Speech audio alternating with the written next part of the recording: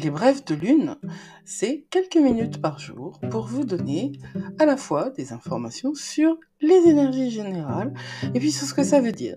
Et puis sur la manière dont vous pourriez les utiliser pour être au mieux de vous-même, pour être dans une perspective vertueuse, dans une perspective artistique de votre réalité et surtout dans votre authenticité la plus réelle, la plus profonde. Les brèves de lune, c'est le seul bulletin d'information qui vous fait du bien.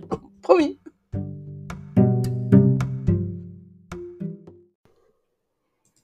Mardi 5. Notre lune est en Capricorne, donc nous sommes dans une énergie de terre. Le Capricorne, c'est une énergie ambitieuse, c'est une énergie qui regarde le futur. Elle ne s'attarde pas autant aux détails que la Vierge, mais elle voit bien plus loin. Elle voit 15, 10, 20 ans, voilà. Et puis le Capricorne n'a aucun problème pour abandonner les plaisirs terrestres par rapport au boulot.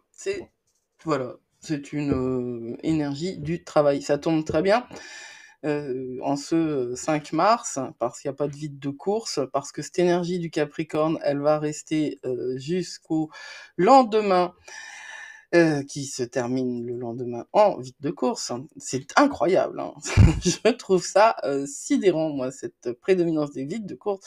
On en a encore un le 8 mars.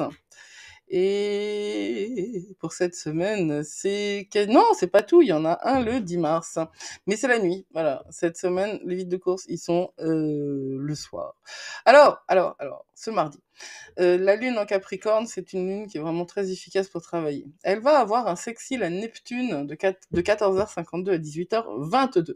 Ça peut sembler sombre, ça peut sembler sérieux, mais ce n'est pas déprimant, ce n'est pas triste, c'est juste un truc de boulot, quoi. Ce mardi, vous serez concentré sur le travail et vous serez concentré sur la manière dont vous allez travailler vos projets, la manière dont vous allez les organiser, la manière dont vous allez les réaliser.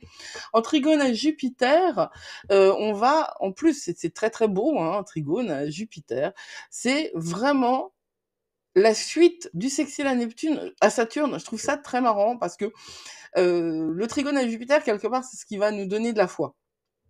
La lune en trigone à Jupiter, elle va nous donner de la foi. Et comme on a bossé juste avant, c'est comme ça qu'on va récupérer notre foi, puisque la lune en Capricorne, c'est une lune qui ne croit que dans le travail. Donc, c'est avec cette double conjonction qui se suit, hein. Mais quelque part, vous voyez que ce mardi, si vous travaillez intelligemment, avec la structure que vous mettez en place jour après jour. Et quand je dis travailler, c'est aussi bien si vous êtes à votre compte que si vous êtes salarié. Parce qu'il y a différentes manières d'être salarié. On n'est pas la marionnette du patron.